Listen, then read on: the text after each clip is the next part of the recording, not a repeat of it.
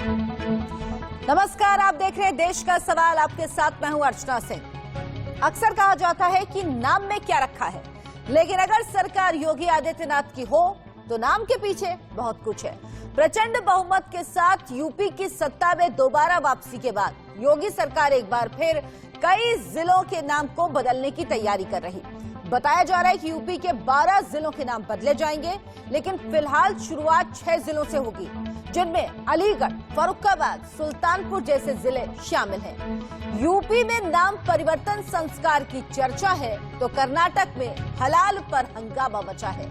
BJP के महासचिव सीटी रवि ने उगादी त्योहार से पहले हिंदुओं से हलाल मीट का बहिष्कार करने की अपील की, जिसके बाद वहां हिंदुओं ने हलाल मीट का बहिष्कार करना शुरू कर दिया। इस अपील के बाद एक बार फिर से हलाल मीट पर बहस शुरू हो गई। सीटी रवि का तर्क है कि हलाल मीट से अधिक जिहाद आर्थिक जिहाद किया जा रहा, इसीलिए ये बंद होना चाहिए। अब अगर दिल्ली की बात करें तो दक्षिणी दिल्ली में नवरात्रि के मौके पर मीट की दुकानों को बंद करने का आदेश दिया गया है। मतलब कहीं हलाल पर सवाल तो कहीं मुस्लिम नाम पर बवाल। यूपी, कर्नाटक और दिल्ली से आई इन खबरों से कई सवाल उठ रहे हैं। सवाल ये, क्या योगी सरकार हिंदुत्व को स्थापित करने के अभियान पर आगे बढ़ रही है, या फिर योगी सरकार नाम परिवर्तन में ऐतिहासिक भूल सुधार कर रही है? क्या योगी सरकार मुगलिया पहचान को खत्म करना चाहती है? लेकिन सबसे बड़ा सवाल यह है कि क्या बीजेपी हिंदू जीवन शैली भी लागू कर रही है? इन सारे सवालों पर आज हम अपने मेहमानों से बात करेंगे। मैं डिबेट में अपने मेहमानों को शामिल करूं उससे पहले आपको बताते हैं, फर्रुखाबाद के बीजेपी सांसद मुकेश राजपूत ने मुख्यमंत्री योगी आदित्यनाथ से चिट्ठी लिखकर फर्रुखाबाद का नाम बदलने की मांग की। आइए सुनते हैं आखिर उनकी इसके पीछे क्या दलील है। जो संस्कृति, हमारी जो विरासत है, उस आधार पर नाम होगा तो वहाँ के लोगों को अच्छा लगेगा, नौजवान आने वाली पीढ़ी को, और जो बुद्धिजीवी हैं उन्हें अच्छा लगेगा। कई बुद्धिजीवियों का हम लोगों से अनुरोध किया गया, कई लोगों ने किया कि साहब एक तो इसे अपराकाशी भी फर्रुखाबाद नगर को कहते हैं, फर्रुखाबाद जनपद कहते हैं, इसीलिए क्योंकि घर घर में शिवालय बने हुए हैं वहाँ। दूसरा, पूरा हमारी लोकसभा फर्रुखाबाद जनपद 135 किलोमीटर लंबाई में गंगा जी बहती, गंगा, राम गंगा, काली नदी, 3 नदियों के बीच में बहता है। इसे अपराकाशी के नाम से जानता है।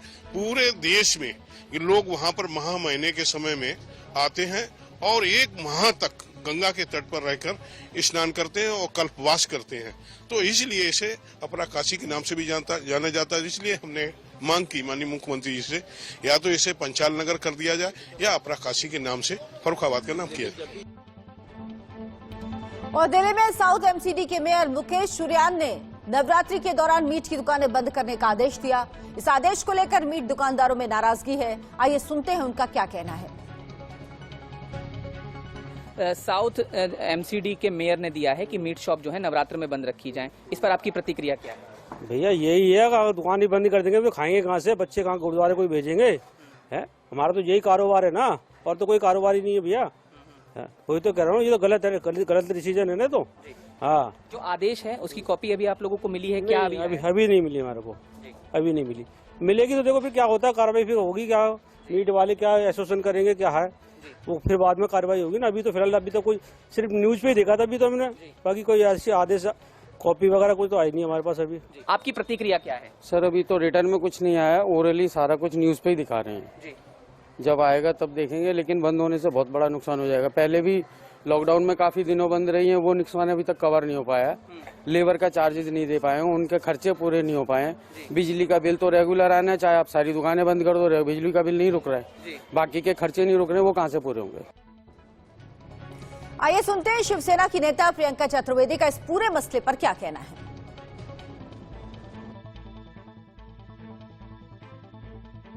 आप डिनाई कर रहे हैं, इक्वल राइट्स आप डिनाई कर रहे हैं, और आपके घरों में तो आकर खाना नहीं बना रहे हैं वो, या आपको जबरन लेकर नहीं जा रहे हैं मीट शॉप्स में कि आप खरीदिए। देखिए, मैं खुद शाकाहारी, ना मैं हमारे घर में अंडा आता, ना हम प्याज खाते, पर क्या हमारे सम्मान नहीं करना चाहिए उन लोगों का जो खाते होंगे?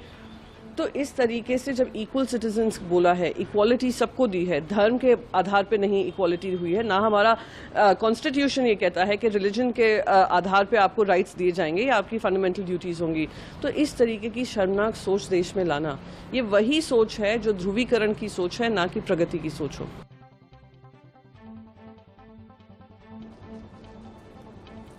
तो ये 5 तस्वीरें देखिए, ये वो जिले हैं जिनके नाम बदले जाएंगे। इसमें अलीगढ़ है जिसका नाम हरिगढ़ करना प्रस्तावित है। फर्रुखाबाद की नाम भी बदला जाना है। इसके अलावा सुल्तानपुर का नाम बदला जाएगा। फर्रुखाबाद का नाम पांचाल नगर प्रस्तावित है और फिरोजाबाद का नाम भी बदला जाएगा। साथ ही साथ शाहजहांपुर और बदायूं, ये वो 6 जिले हैं जिनके नाम बदले जाएंगे और अगले प्रस्ताव जो होंगे उनमें 6 और जिले शामिल किए जाएंगे जिनके नाम बदले जाएंगे। यानी कुल 12 शहर हैं जिनके नाम बदले जाएंगे, लेकिन फिलहाल 6 पर सहमति बन चुकी है और उनके प्रस्ताव जब विधानसभा का सत्र इस बार शुरू होगा तो उसमें रखा जाएगा और उसके बाद इन जिलों के नाम बदल जाएंगे। हमारे साथ हमारे तमाम मेहमान जुड़े हैं इस चर्चा में। हमारे साथ बीजेपी के प्रवक्ता जयराम विप्लव जुड़े हैं, स्वामी चक्रपाणी महाराज जुड़े हैं जो कि राष्ट्रीय अध्यक्ष है अखिल भारतीय हिंदू महासभा के, दानिश कुरैशी AIMIM के नेता हैं, हाजी खान हमारे साथ इस्लामिक स्कॉलर हैं, राहुल लाल राजनीतिक विश्लेषक हैं। तो हम अपने मेहमानों से चर्चा करेंगे। सबसे पहले जयराम विप्लव जी, ये नाम बदलने के पीछे आखिर क्या वजह है, क्या मकसद है, क्या सोच है सरकार की? देखिए, ये सांस्कृतिक पुनरुत्थान का युग है और पहली बार इस देश में हो रहा है कि तुष्टीकरण की नीतियों के खिलाफ की जनता में जागरूकता के साथ लगातार ऐसी सरकार चुनी है जो भारत संस्कृति, भारत के गौरव को पुनर्स्थापित कर सके, उसको सही रूप से लागू कर सके। जो हमारे देश में विदेशी आक्रांताओं ने लगातार आक्रमण करना हो, क्षेत्र में नाम बदलना हो, लोगों के नाम बदलना हो, धर्मांतरण करना हो, ये सारे काम अभी भूतकाल में हुए हैं और ये बहुत बड़ी सच्चाई है। तो जो वास्तविक नाम है ये बदला नहीं जा रहा है, बल्कि बदले गए नामों को वास्तविक स्वरूप में, वास्तविक नाम के साथ उस शहर की संस्कृति को पुनर्जीवित करने का काम है। और जो कुछ हो रहा है वो कानून के दायरे में हो रहा है, जो कुछ हो रहा है वो संविधान की प्रक्रिया के तहत हो रहा है। और इन सब की जो सबसे बड़ी चीज है कि ये जनता की ताकत से हो रहा है, ये जनता के सहमति से हो रहा है, ये जनता की मांग पर हो रहा है। नहीं, जनता की सहमति से कैसे हो रहा है? क्या इसमें आपने क्या लोगों से राय ली है क्या? तो आपको ये जो अभी 5 राज्यों के चुनाव हुए, विशेषकर उत्तर प्रदेश में जो चुनाव हुए, आपने जो चुनावों के नतीजे उनको नतीजा मान लिया कि उनके अनुसार ये बदलाव हो रहा है? ठीक है, ठीक है, अब रुकिए ना, दूसरे मेहमान के पास जाने दीजिए, वापस आऊंगी आपके पास। दानिश कुरैशी जी, अगर नाम बदले जा रहे हैं तो वो इतिहास के आधार पर बदले जा रहे हैं।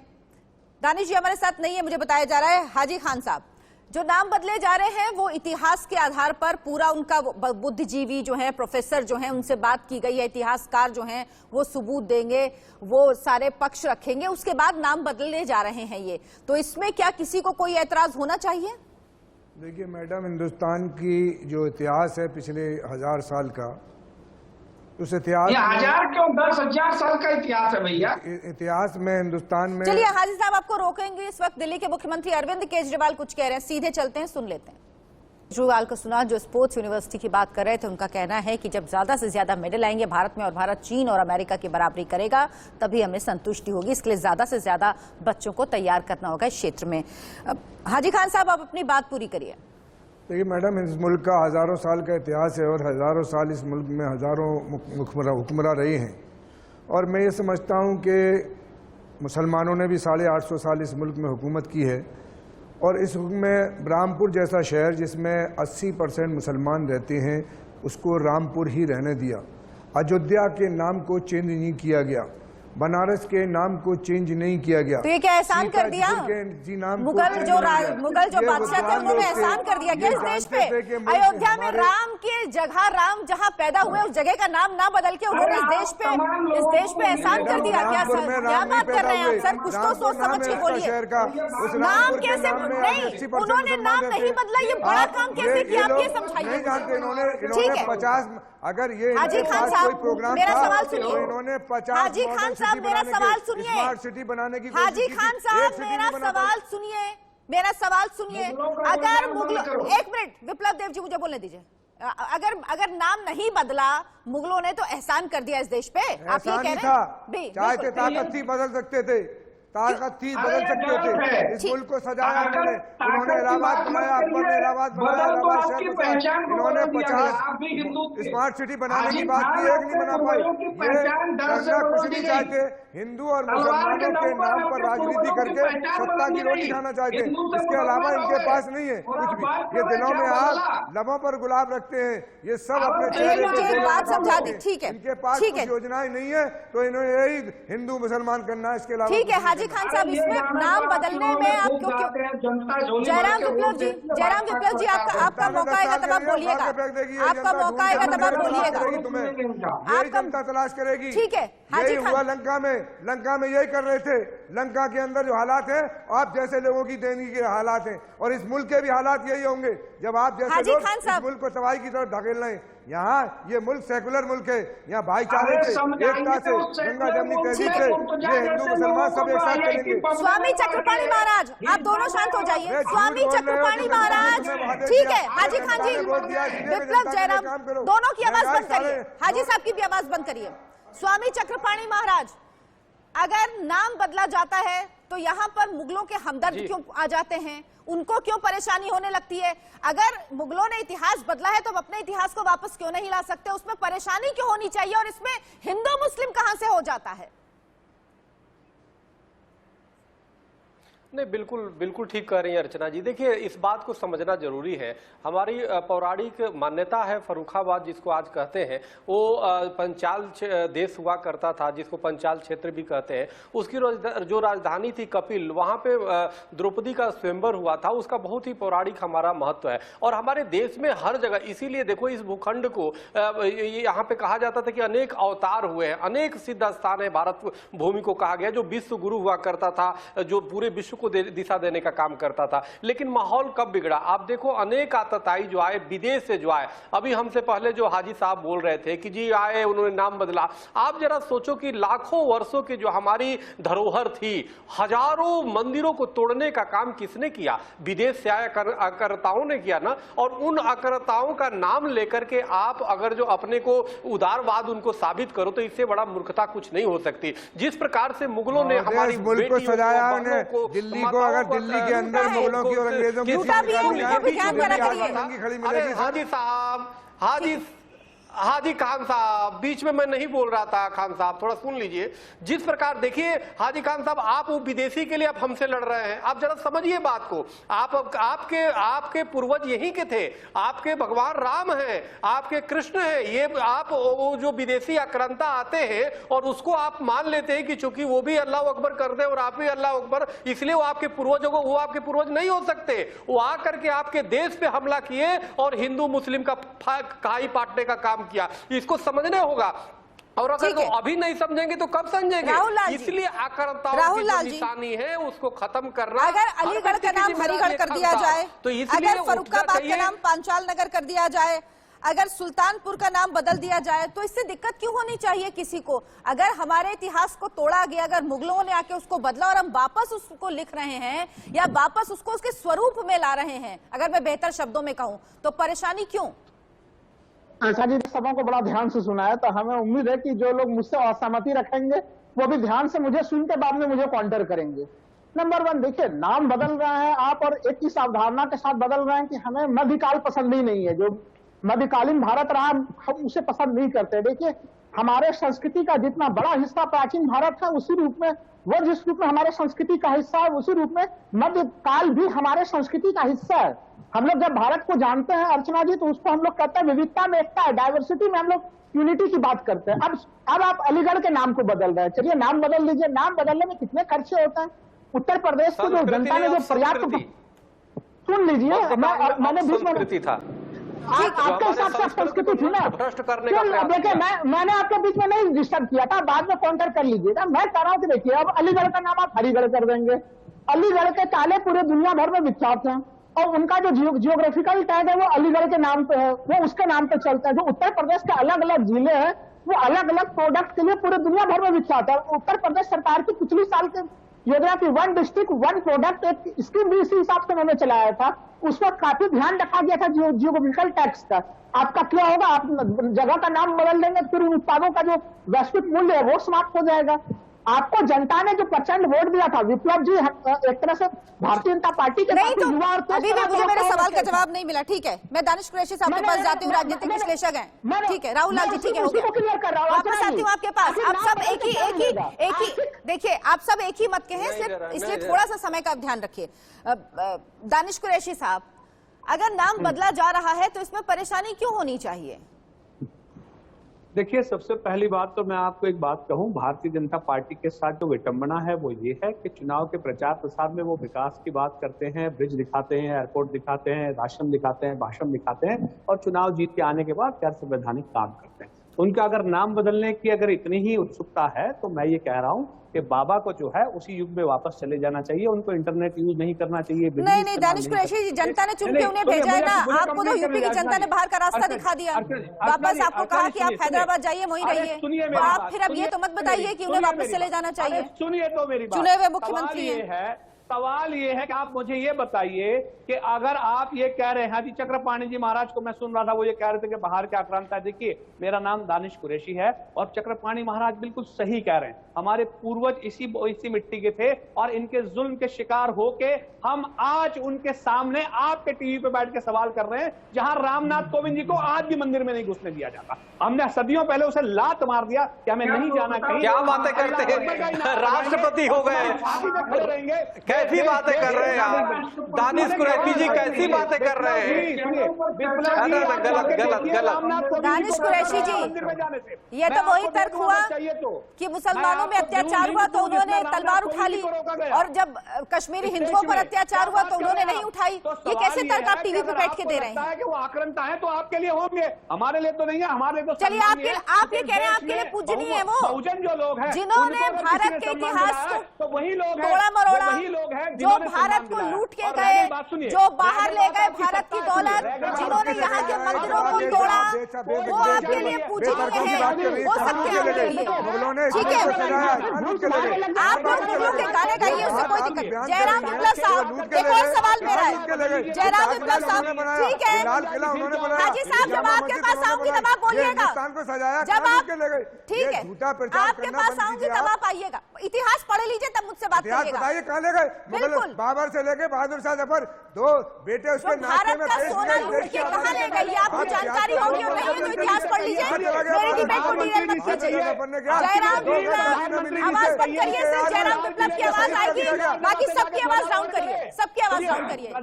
जयराम विप्लव, ये बताइए कि आखिर इस तरह की राजनीति क्यों? गाजियाबाद में कहा गया कि नवरात्रि में 9 दिन नगर निगम ने कहा कि मीट नहीं मिलेगा, जो साउथ एमसीडी है उसमें मीट नहीं मिलेगा। इस तरह की राजनीति की क्या जरूरत है? जो खा रहा है उसको खाने दीजिए, जिसको नॉनवेज खाना उसको नॉनवेज खाने दीजिए, जो नहीं खा रहा उसके संग कोई जबरदस्ती तो है नहीं। ये प्रशासन क्यों बैन लगाएगा कि ये नहीं बिक्री होगी? हालांकि गाजियाबाद का आदेश बाद में वापस ले लिया गया, लेकिन अभी जो साउथ दिल्ली का एमसीडी है वहां पर यह आदेश आया है। इन आदेशों की जरूरत आखिर क्यों पड़ती है? देखिए, इस देश के अंदर में आज पार्ट 4 ऑफ कॉन्स्टिट्यूशन जो है उसका वायलेशन ये सरकारें कर रही है, सरेआम सरकारें कर रही है। जो स्टेट की ड्यूटी है उसका वायलेशन। जयराम विप्लव की आवाज खाली चलाइए, बाकी सबकी आवाज डाउन करिए। जयराम विप्लव, आपसे सवाल किया है, दानिश साहब आपके पास आऊंगी तब आप बोलिए। अभी रुक बहुत सारे सवाल किए, बहुत सारे गलत तथ्य प्रस्तुत किए। इन्होंने कहा कि मुगलों, देखिए देश के आज के मुसलमानों को मुगलों के साथ जोड़ करके आप क्या साबित करना चाह रहे हैं? आप क्या साबित करना चाहते हैं? जयराम विप्लव जी, नाम बदल, अरे जयराम विप्लव जी, अगर मानव जाति का सभ्यता ढूंढेगा तो अफ्रीका की शुरुआत हुई थी, तब तक क्या हम लोग सारे लोग अफ्रीकी हैं? आपके विशाल राहुल लाल जी, दानिश कुरैशी, हाजी अली, आप सब एक सुर में बोलेंगे। सुन लीजिए, थोड़ा सुनने की आदत डालिए। ये बात बोलने दीजिए जयराम विप्लव को, फिर आपको भी जवाब देने का मौका दूंगी। दानिश कुरैशी की आवाज नीचे करिए, ऑडियो डाउन करिए। वहां पर उन्होंने क्या किया? आप बोलिए। जयराम विप्लव की सिर्फ आवाज होनी हो चाहिए। बना पाए। और रही बात बदलने की, अरे अगर बदला नहीं होता तो दानिश जी का नाम दिनेश होता। ये तो बिल्कुल होता, बिल्कुल होता। लेकिन दानिश जी का नाम अगर दानिश है तो उसमें क्या दिक्कत है? आप आज सांप्रदायिक राजनीति कर रहे हैं जयराम विप्लव जी। भारतीय संविधान धर्मनिरपेक्ष है, आपको धर्मनिरपेक्षता के साथ खड़ा रहना पड़ेगा आपको। यही देने, यही सम्मान उन्होंने बहुजनों को दिया जिनके ऊपर आप जुल्म और ज्यादती कर रहे थे। दानिश साहब थोड़ा पेशेंस रखिए। दानिश अली थोड़ा पेशेंस रखिए, सुनने की पता नहीं कितना आप लोगों को दिक्कत है, सुन नहीं पाते हैं। सुन लीजिए, आपको जवाब देने का पूरा मौका दूंगी, सुनिए तो, सुनने की आदत डालिए। सुन ही नहीं पाते, सुन ही नहीं पाते, सुन लीजिए, सुन लीजिए। बिल्कुल सब्र नहीं है, दिख रहा है। और आपको रिकॉर्डिंग अपनी देख लीजिएगा, कितना सब्र आपका दिख रहा है। यूट्यूब में जाके रिकॉर्डिंग देखिएगा। बोलने दीजिए, फिर आपको मौका दूंगी, आप जवाब दीजिए। डिबेट की तरह डिबेट करिए ना। इस तरह से तो लग रहा है कि सब चिल्ला रहे हैं, इससे क्या फायदा हो रहा है? किसी की आवाज जा रही है? समझ में आ रहा है लोगों को कुछ? आप एक नेशनल चैनल पे बैठे और इस तरह से चिल्ला रहे हैं जैसे लग रहा है कि पता नहीं क्या हो रहा है, यहाँ पे डिबेट नहीं हो रही है। जयराम विप्लव जल्दी से अपना जवाब कंप्लीट करिए, क्योंकि आपकी कोई बात अभी तक मुझे तो समझ में आई नहीं है। मेरी बात इसलिए नहीं समझ में आई क्योंकि साथी पैनलिस्ट जो है वो ठीक है, वो मैंने उनको बोल दिया है। अब आप अपनी बात बोलिए। बीच में आप मत बोलिए प्लीज, ऐसे नहीं होता है। आपने पूछा और लगातार सब लोग बोल रहे हैं, क्या फायदा? मैं चुप हूं, कोई बात नहीं, मेरी बात नहीं इनसे सुनिए। जयराम विप्लव अपनी बात पूरी करिए जल्दी, आपके पास 1 मिनट का वक्त है। कोई बात नहीं, आप अगर बीच में बार बार टोकेंगी तो मैं कैसे बात पूरी करूंगा? मैं तो यही कह रहा हूं कि जिन मुगलों के साथ आज मुसलमानों को जोड़ करके और एक संवेदनात्मक बातें की जा रही हैं, कुछ लोग हैं जिनको मध्यकाल पसंद है क्योंकि उनको गुलामी में जीने की आदत हो गई है। अभी कर रहे हैं। जयराम विप्लव, मैंने सवाल किया था कि गाजियाबाद के नगर निगम ने क्यों मीट बंद का आदेश दिया। मैंने साउथ एमसीडी का सवाल किया था, उसका जवाब दे दीजिए ना। मेरे सवाल का जवाब दे दीजिए, उसके बाद फिर आप बोलिएगा। लगातार सवाल हो गए ना, उन सवालों के जवाब भी तो मैं दे दूं। ठीक है, बाद में दीजिएगा। पहले मैंने जो सवाल किया है, दूसरा सवाल है इस डिबेट का, दूसरा हिस्सा ही है, उसका जवाब कि आपने कोई आपकी क्लास में कोई जयराम जी आपके जवाब नहीं है। जयराम विप्लव, मेरी डिबेट है, जवाब तो मेरे सवालों का देना पड़ेगा। जयराम विप्लव आपको क्लास लगे या कुछ भी लगे, लेकिन मेरी डिबेट में सवालों के जवाब तो आपको मेरे ही देने पड़ेंगे ना। आप मेरे ही सवाल के जवाब देने आए हैं। लगातार बहुत सारे झूठे अनर्गल तथ्य प्रस्तुत कर रहे थे, मैं उनका दे रहा था। ठीक है, आप बोलिएगा। वो लगातार चिल्लाते हैं। मैंने एक बार बीच में आजिद खान को टोका तो आपने बहुत प्रवचन सुनाया, मेरा म्यूट भी किया गया था। कोई बात नहीं, आप इनसे बुलवाइए। ठीक है, आप रहने दीजिए। ठीक है। स्वामी चक्रपाणी, यही सवाल मैं आपसे करूंगी कि क्यों प्रशासन, सरकारों को क्यों इन चीजों में जाना पड़ता है? क्यों गाजियाबाद में आदेश जारी करना पड़ता है कि मीट नहीं मिलेगा नवरात्रि में 9 दिन? क्यों साउथ एमसीडी ये आदेश जारी करती है? क्यों ये लोगों पे नहीं छोड़ दिया जाता? जिसको खाना है वो खाएगा, खाने पीने पे पाबंदी क्यों आखिर?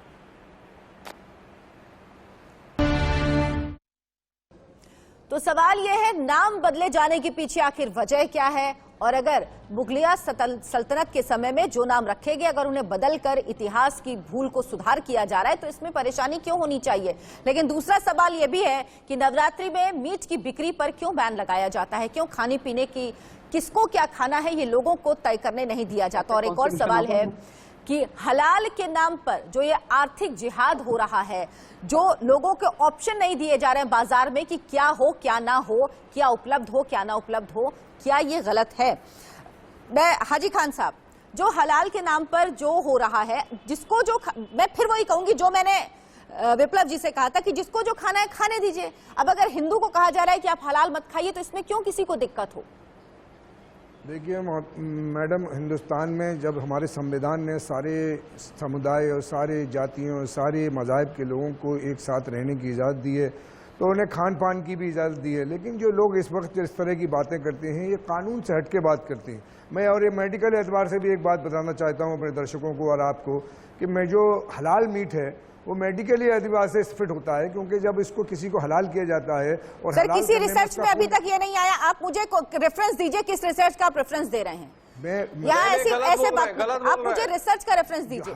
झटके पे जो काटा जाता है, रिसर्च अभी तक मैंने जितना और हलाल का ब्लड बाहर चला जाता है, इसलिए वो मेडिकल एतबार से आपका तर्क नहीं चलेगा। बात ये है कि हमारे यहाँ हलाल जायज है, हमारे यहाँ झटके का जायज नहीं है। हम हलाल इसलिए करते हैं कि वो हमारे यहाँ जायज है, हराम को वो झटके का हमारे लिए हराम है, उसे नहीं हम जायज करते। अगर किसी को झटके का खाना है उसे खाए, हम हलाल खाते रहेंगे। मैं इसमें दो बात कह रही हूँ। पहली बात कि ये कहीं किसी मेडिकल अभी तक किसी रिसर्च, मतलब मैंने जितनी अभी तक पढ़ाई की और मैंने इस पे बहुत इसलिए समझने की कोशिश की इसको कि क्या ये ऐसा है कि हलाल का मीट में कहा जाता है, किसी रिसर्च में ऐसा आया है कि ये ज्यादा सेहत के लिए, तो ऐसा कहीं मुझे नहीं मिला। अगर आपको मिला हो, आप नेट पे डाल के पढ़िएगा। मैं एक मिनट आपको आप मुझे छोड़ दीजिए कि जो खून निकलता है धीरे धीरे उससे आप ये ना मुझे फर्जी रिसर्च, आप मुझे रिसर्च का रेफरेंस दीजिए, मैं पढ़ूंगी, मैं इनकार नहीं कर रही हूँ इस बात से, मैं पढ़ूंगी, लेकिन आप मुझे रेफरेंस दीजिए। अभी दूसरी बात ये कि मैं यही तो कह रही हूँ, जिसको जो खाना है,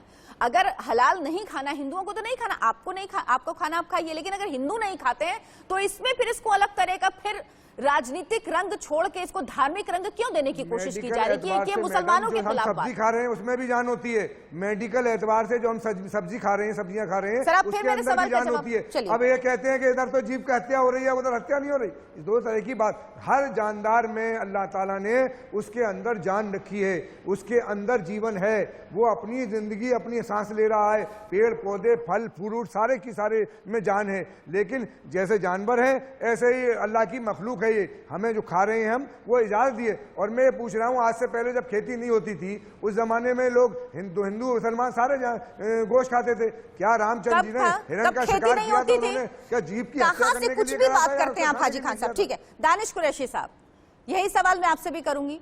जो व्यक्ति जो खाता है, मुस्लिमों के लिए झटका हराम है, नहीं खाते हैं, लेकिन अगर हिंदू नहीं खाता है हलाल, तो इसमें दिक्कत क्यों होनी चाहिए? देखिए, मैं तो एक बात कहता हूं कि जिसको झटके का खाना है वो झटके का खाए, उस पर कोई पाबंदी नहीं हो सकती। और सुनिए मेरी बात, किसी हिंदू की बात नहीं, अगर कोई मुसलमान भी झटके का खाना चाहता है तो मजहबी तौर पे आप राजिक साहब से पूछ लीजिएगा, अगर वो इस्लामिक स्कॉलर हैं तो किसी पे कोई पाबंदी नहीं। देखिए, इस्लाम में शराब पे पाबंदी रखा, अमूमन आम मुसलमान कई बार शराब पीता है, तो ये उसका अपना मामला है और ये हमारा कॉन्स्टिट्यूशनल राइट भी है। लेकिन प्रतिबंध की जब बात आती है ना, तो पार्ट 4 ऑफ द कॉन्स्टिट्यूशन जो है, जो directive principle of the state policy है, तो स्टेट की रिस्पॉन्सिबिलिटी है कि हर एक नागरिक के खान पान का, उसकी जान माल की सुरक्षा करे। अब हो ये रहा है कि आप एक तरीके से जमहूरी निजाम में सत्ता में आ गए और आप गैर कानून गैर संवैधानिक काम कर रहे हैं। इसमें सबसे बड़े गुनहगार, क्योंकि ये नेता तो सारे अनपढ़ जाहिल हैं, ये तो क्या बोलते कहीं कहीं से उठ के चले आए, इनका एजुकेशन क्या है मुझे नहीं पता, लेकिन कस्टोडियन ऑफ कॉन्स्टिट्यूशन सरकार में जो है वो IAS है, इंडियन एडमिनिस्ट्रेटिव सर्विसेज के जो लोग हैं,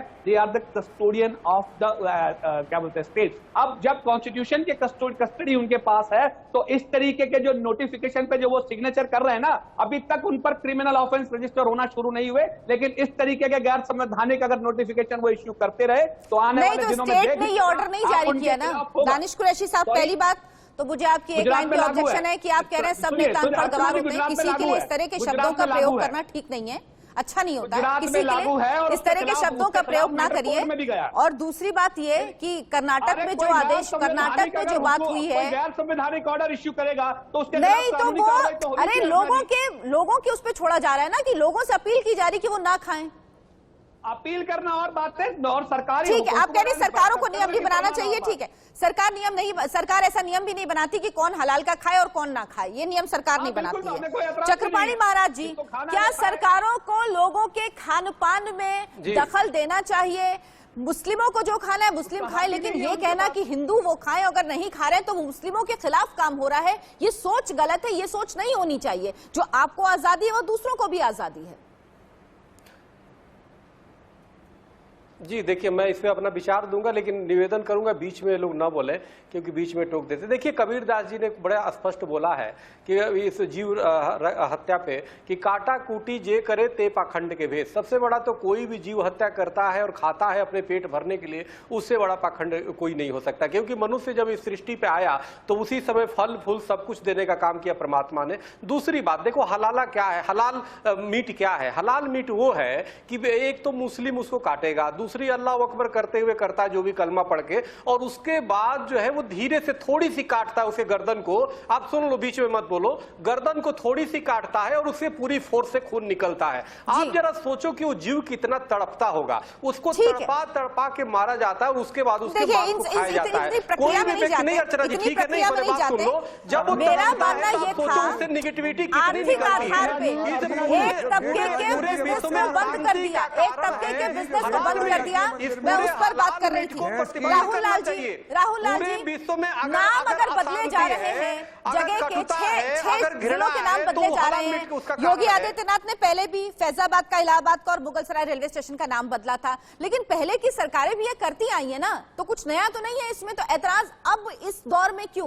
पहले भी हमने तमाम देखे नाम बदले गए, यूनिवर्सिटीज के, कॉलेजेस के। अर्चना जी देखिए अर्चना जी, पहले की सरकारों ने भी नाम बदला तो कोई बहुत अच्छी चीज नहीं थी। नाम बदलने पे भी काफी ज्यादा आपका संसाधन खर्च होता है। भारत जैसा देश जो कि जहाँ पे संसाधनों की पहले से ही जो है कि इतनी कमी है, वहां पे इन मामलों के ऊपर काम हो रहा है। अब आप सोच के देखिए कि किसे मीट खाना, मैं अपने निजी जीवन में अर्चना जी शाकाहारी हूँ, लेकिन क्या मैं शाकाहार किसी दूसरे के ऊपर थोप सकता हूँ? क्या सरकार में जो लोग बैठे हैं वो अपने निजी विचार किसी के ऊपर थोप सकते हैं? वो उसकी अपनी पर्सनल चॉइस है, वो अपना व्यक्तिगत जीवन के निर्णय है। तो उसे शाकाहारी होना है, उसे झटका खाना है, हलाला खाना है कि शाकाहारी होना है। तो एक तरह से राज्य को इन मामलों पर समय बर्बाद नहीं करना चाहिए। मूलतः एक तरह से कहीं न कहीं ये सांप्रदायिक एक तरह से राजनीति करने का प्रयास किया जा रहा है, जो काफी दुखद स्थिति है। आप नाम बदल लीजिए, लेकिन मैं कह रहा हूं कि उत्तर प्रदेश में अभी भी 15 करोड़ जनता को आपको निःशुल्क राशन देना पड़ रहा है। वो बड़े मुद्दे होने चाहिए कि किस प्रकार लोगों को रोजगार के साधन मुहैया कराएंगे, सरकार की प्राथमिकता क्या है, उसके ऊपर मैं सवाल उठा रहा हूँ। इन मामलों की पर हाँ ठीक है, नाम बदलने का संवैधानिक अधिकार है उनका। ठीक है राहुल लाल जी, चलिए जयराम विप्लव चले गए। चक्रपाणी महाराज, ये सवाल का जवाब मैं आपसे ले लेती हूँ क्योंकि आप ही हैं फिर जो उस लाइन पे बोल रहे हैं, बाकी तीनों की लाइन एक है जी। ये बताइए कि अगर ये निर्णय होता है, अगर सरकार बदल रही है ये नाम, तो इसके पीछे सोच क्या है, तर्क क्या है, विचार क्या है? और पहले की सरकारों ने भी बदला, तब इतना हो हल्ला नहीं हुआ, अब क्यों इतना हो हल्ला हो रहा है? देखिए, जो कोई भी देश और कोई भी देश की सभ्यता, कोई भी कल्चर अपने अपने पूर्वजों पे, अपने संस्कृति पे गर्व करती है और गर्व करना चाहिए, तभी उसकी पहचान है। इसको पूरे विश्व ने वो किया है और हर अपनी जो क्षेत्र के लोग हैं अपने अपने संस्कृति को, अपनी अपनी कल्चर को जिंदा रखते हैं। सवाल इस बात का है कि आप जरा बताओ, जो बलात् रूप से, जैसे प्रयाग नाम था इतना, जहां पे त्रिवेणी मिलता है, गंगा यमुना सरस्वती, उसको आकर के किस प्रकार से मुगलों ने इलाहाबाद रख लिया इलाही धर्म के नाम पे। सवाल इस बात का, इस तरह से कितने पूरे देश को बदलने का काम किया बहुत अल्प समय में। अब तो मैं तो, अरे सुन लीजिए ना, बीच में क्यों बोलते हो? इलाहाबाद शहर अकबर ने बसाया है, आपको इतिहास के बारे में जानकारी होनी चाहिए। मुगल तो चले गए, उनके नाम से गार्डन अभी भी है राष्ट्रपति भवन में। इलाहाबाद शहर का नाम बदलना देश की गौरव को बढ़ाता है, देश के कल्चर को आगे लेके जाता है। हाजी साहब, इतनी देर में आपने किसी ऐसे का नाम नहीं लिया, सिर्फ ऐसा लग रहा है कि इस देश में मुगलों के पहले ना कुछ था, उसके पहले ना कुछ हुआ था, उसके बाद ही हुआ है, और वही इस देश का इतिहास है, उससे पहले का इतिहास नष्ट हो चुका है। ठीक है, आप सबका बहुत बहुत धन्यवाद। मेरे पास इतना ही वक्त था इस डिबेट में। आप सबका बहुत बहुत धन्यवाद इस डिबेट में शामिल होने के लिए, और फिलहाल इतना ही देश का सवाल में। दीजिए इजाजत, नमस्कार।